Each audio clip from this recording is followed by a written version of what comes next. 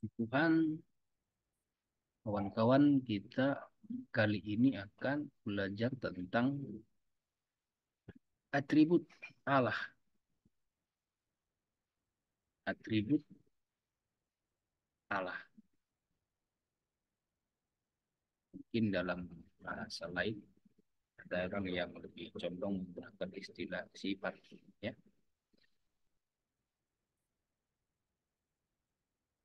Atribut, atribut atau sifat-sifat yang melekat pada diri Allah. Dapat sebenarnya dibagi dua. Yang pertama itu sifat-sifat Allah yang unik, incommunicable. Yang kedua, atribut Allah yang tidak unik, communicable. Atribut Allah yang unik dapatlah kita pahami sebagai sifat unik Allah atau atribut Allah yang tidak dimiliki oleh makhluk ciptaannya. Atribut Allah yang tidak dimiliki makhluk ciptaannya. Si pencipta ini punya sifat unik yang tidak ada pada makhluk ciptaannya itu. Dapatlah kita sebutkan yang pertama, ketidakbergantungan, kemandirian ya. Yang kedua, ketidakberubahan. Tuhan itu tidak bergantung, Allah itu tidak bergantung kepada siapa-siapa. Dia mandiri. Kalau manusia itu ada kebergantungan, nggak mandiri, termasuk makhluk ciptaan lain. Tuhan Allah itu tidak berubah. Kalau makhluk ciptaannya itu berubah, manusia berubah, malaikat berubah. Atribut berikut Tuhan Allah itu kekal. Kekekalannya tak terbatas. Makhluk lain itu terbatas, termasuk dalam kekekalan. Roh manusia itu kekal memang, tapi itu pun terbatas. Nanti kita lihat. Yang sejati kekal dalam pengertian unik kekekalannya itu, ya memang Tuhan lah. Berikutnya, sifat Tuhan yang unik itu maha hadir. Maha hadir. Tuhan Allah dapat hadir di mana-mana. Bukan Tuhan adalah semuanya ya, bukan. Itu beda, itu panteis. Tapi Tuhan dapat hadir di mana-mana. Manusia mana bisa hadir di mana-mana. Malaikat pun mana bisa hadir di mana-mana. Hanya Tuhan yang hadir di mana-mana. Tuhan itu satu. Itu atributnya yang unik. Yang tidak ada pada makhluk lain. Manusia itu tidak satu. Malaikat juga tidak satu. Manusia itu bukan kesatuan. Malaikat juga bukan kesatuan.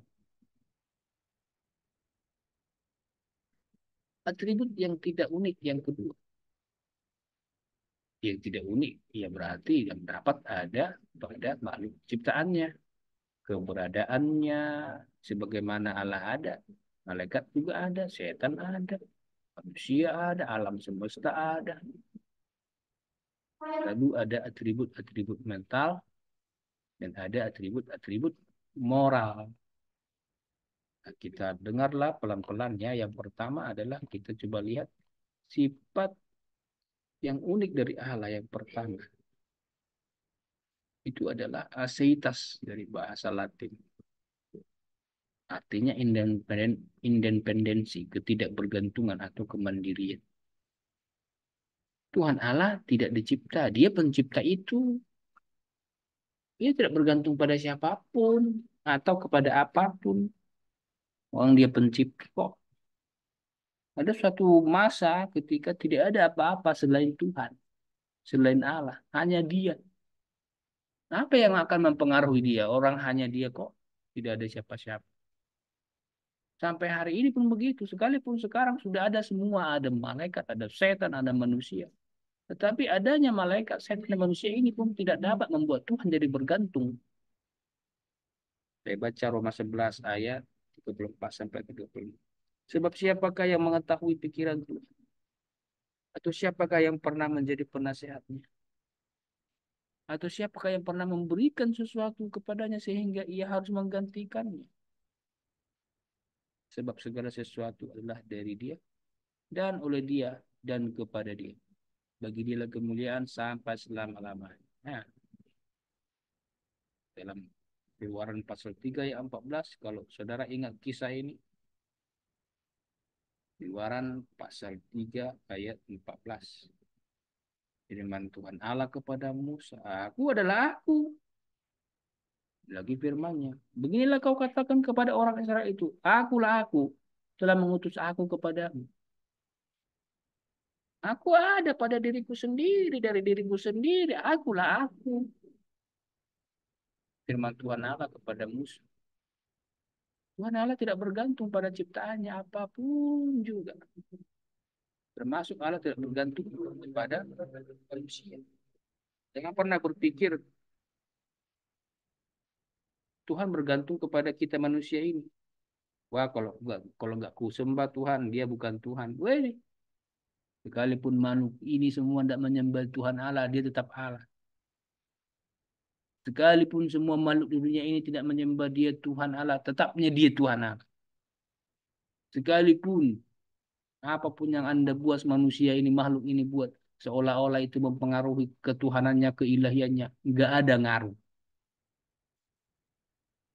Saya baca Daniel 5:23. Tuhanku meninggikan diri terhadap yang berkuasa di sorga. Ada seorang raja meninggikan diri, menyombongkan diri terhadap Tuhan. Perkakas dari baitnya dibawa orang kepada Tuanku. Lalu Tuanku serta para pembesar Tuanku, para istri dan para gundik Tuanku telah minum anggur dari perkakas itu. Tuanku telah memuji-muji dewa-dewa dari perak dan emas, dari tembaga, besi, kayu, dan batu, yang tidak dapat melihat atau mendengar atau mengetahui. Dan tidak Tuanku muliakan Allah, yang menggenggam napas Tuanku, dan menentukan segala jalan Tuan. Genggam napas raja itu. Ditentukan jalan raja itu. Tuhanlah tempat manusia bergantung. Jangan dibalik. Jangan dibalik. Bukan manusia tempat Tuhan bergantung. Tapi Tuhanlah tempat manusia bergantung. Nah, ini perlu kita pahami. Sekarang saya baca kisah Rasul 17 ayat 28. Sebab dalam dia kita hidup, kita bergerak, kita ada. Seperti yang telah juga dikatakan oleh pujangga-pujanggamu. Sebab kita ini dari keturunan Allah juga. Kita yang bergantung kepada dia. Sementara dia Tuhan itu mandiri dalam segala hal. Maka segala sesuatu bergantung kepada dia. Puji Tuhan.